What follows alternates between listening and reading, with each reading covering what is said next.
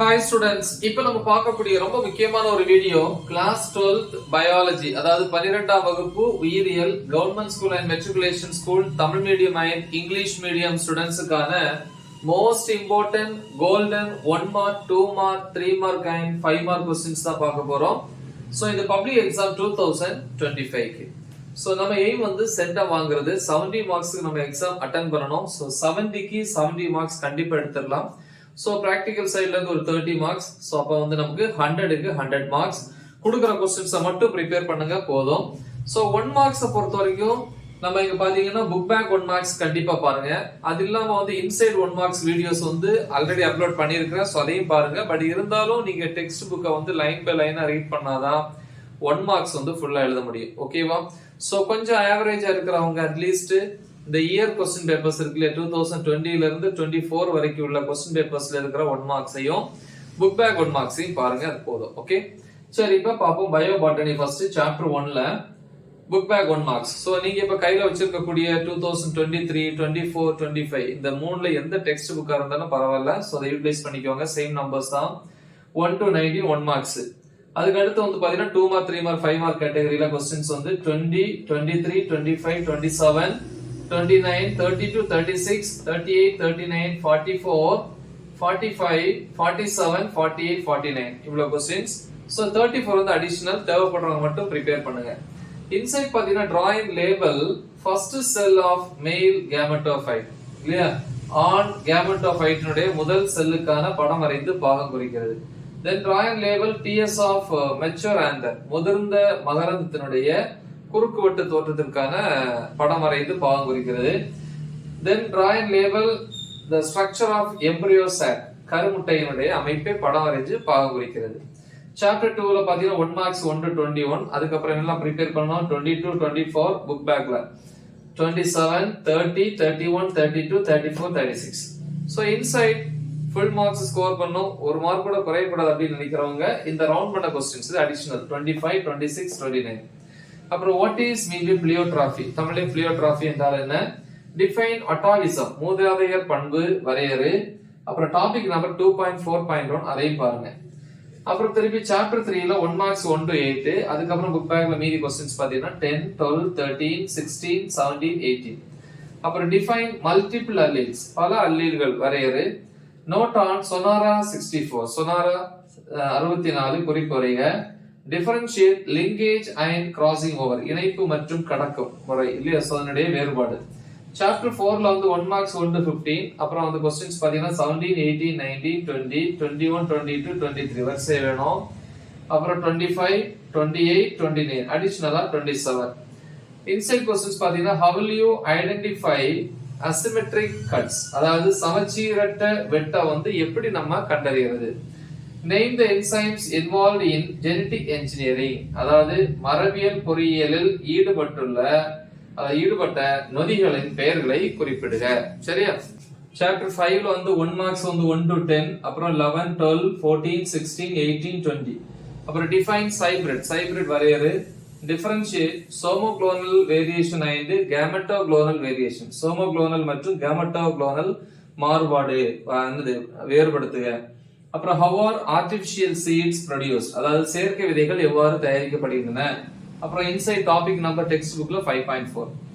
Chapter 6ல வந்து 1 marks 1 to 19. அப்புறம் வந்து பாத்தீங்கன்னா 20, 21, 22, 23, 25, 26, 29, 32, 36, 37, 39, 40, 42, 45. அதுக்கப்புறம் 50, 51, 52, 53. இதுல இந்த மூணுமே வந்து அடிஷனல். இதெல்லாம் 20, 36, 53 முடிஞ்சவங்க ப்ரிப்பேர் பண்ணுங்க, மத்தவங்க அதை விட்டுறலாம். அப்புறம் இன்சைட் கொஸ்டின் பாருங்க. எவர் கிரீன் ஃபாரஸ்ட் அப்படின்னா என்ன, பசுமை மாறா காடுகள் என்றால் என்ன. அப்புறம் எனி 4 எக்கலாஜிக்கல் இம்பார்ட்டன்ட் டேஸ், அதாவது ஏதாவது 4 சுற்றுச்சூழல் தேதிகள் முக்கிய சுற்றுச்சூழல் தேதிகளா குறிப்பிட சொல்றாங்க. Any 4 uses of seed ball விதைப்பந்தினுடைய ஏதாவது 4 பயன்கள். சாப்டர் 7ல 1 மார்க்ஸ் 1 to 14. அப்புறம் 15, 17, 19, 20, 22, 24, 25. இன்சைட் டாபிக்ஸ் டெக்ஸ்ட் புக்ல 7.2.2, 7.3.2. அப்புறம் how to protect the ecosystem சுற்றுச்சூழல் அமைப்பை எவ்வாறு பாதுகாக்கிறது.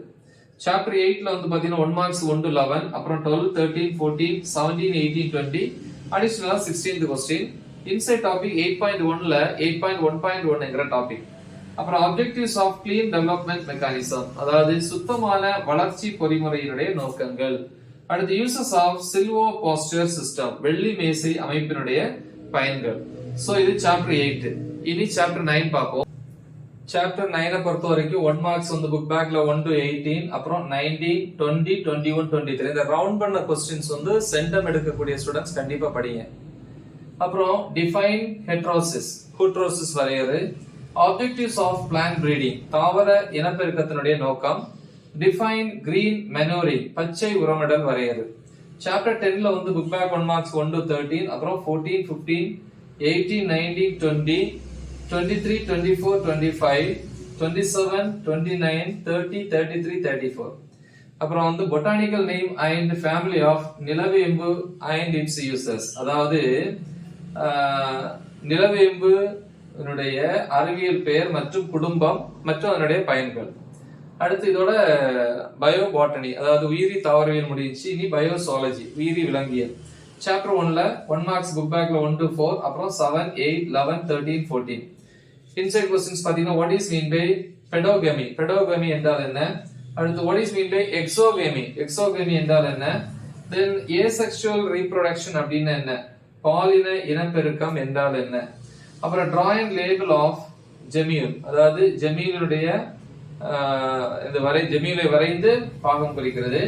அப்புறம் multiple fission in plasmodium plus with example, அதாவது பிளாஸ்மோடியத்தினுடைய பல நிலை பிளவுகள் மற்றும் எடுத்துக்காட்டு. அப்புறம் சாப்டர் 2 வரீங்க புக் பேக் 1 மார்க்ஸ் 1 to 16, அப்புறம் 17, 21, 22, 23, 24, 26, 27, 28, 29, then 32, 33 இவ்வளவு கம்பல்சரி படிக்கணும். அடிஷனலா பாத்தீங்கன்னா 20, 25, 30.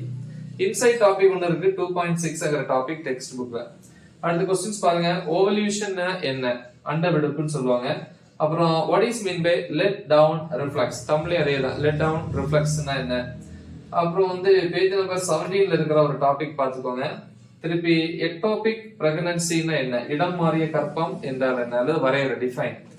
சாப்டர் 3ல வந்து book back 1 marks 1 to 8 book பேக்ல. அடுத்து 13, 14, 16, 17, 19. அப்புறம் what is mean by surrogacy, வாடகை தாய் இல்லையா? வாடகை தாய் என்றால் என்ன? then what is mean by amniosynthesis, amniosynthesis என்றால் என்ன? then what is CVS என்றால் என்ன? அப்புறம் சாப்டர் 4 பாத்தீங்கன்னா புக் பேக் 1 மார்க்ஸ் 1 to 21, அப்புறம் 22, 23, 24, 25, 28, 29, 30, 31, 35, 36. இதுல 23 and 28 சென்டம் எடுக்கக்கூடிய ஸ்டூடண்ட்ஸ் கண்டிப்பா படிக்கணும். then karyotyping என்ன? karyotyping என்றால் என்ன? மல்டிபிள் அல்லீல்ஸ், அதாவது பல அல்லீல்கள் என்றால் என்ன? டாபிக் நம்பர் டெக்ஸ்ட் புக்ல 4.5.1 பாருங்க. சாப்டர் 5ல வந்து புக் பேக் 1 மார்க்ஸ் 1 to 14, அப்புறம் பாத்தீங்கன்னா 15, 18, 20, 22, 25, 27, 28, 29, 33 and 34 क्वेश्चंस புக் பேக்ல பார்க்கணும். இன்சைட் क्वेश्चंस பாத்தீங்கன்னா what is mean by transcription, அதாவது டிஃபைன் டிரான்ஸ்கிரிப்ஷன், படி எடுத்தல் வரையறு. then what is genetic code, மரபணு குறியீடு என்றால் என்ன? டாபிக் நம்பர் டெக்ஸ்ட் புக்ல 5.13, 5.14.1, 5.14.2 இத பார்க்கணும். அப்புறம் any four salient features of human genome project, அதாவது மனித மரபணு தொகை திட்டத்தினுடைய ஏதேனும் 4 முக்கிய அம்சங்கள் அல்லது சிறப்பியல்புகள். ஓகே. திருப்பி சாப்டர் 6ல புக் பேக் 1 மார்க்ஸ் 1 to 16, அப்புறம் 17, 19, 20, 22, 23, 25, 26, 29. இதுல 22 and 29 additional toppers. then connecting linksனா என்ன? அதாவது இணைக்கும் இணைப்பு என்றால் என்ன? then what is coacervates, உறைதல் என்றால் என்ன? then theory of spontaneous generation, தன்னிச்சையான தலைமுறையினுடைய கொள்கை. அடுத்து salient features of mutation theory, பிறழ்வு கோட்பாட்டினுடைய முக்கிய அம்சங்கள். differentiate relative dating from absolute dating, முழுமையான டேட்டிங்ல இருந்து உறவினர் டேட்டிங் வேறுபடுத்துக. then text bookல inside topic 6.5.3, 6.8. then chapter 7 பாப்போம். book back 1 marks 1 to 14, அப்புறம் பாத்தீங்கன்னா question 17, 20, 22, 23, 26, 27, 28, 29. இல்ல 23 and 26 வந்து சென்டம் எடுக்கக்கூடிய ஸ்டூடண்ட்ஸ் கண்டிப்பா படிக்கணும். differentiate active and passive immunity, செயலில் மற்றும் செயலற்ற நோய் எதிர்ப்பு சக்தி வேறுபடுத்துக. then structure and function of thymus, thymusனுடைய அமைப்பு மற்றும் செயல்பாட்டை விவரி.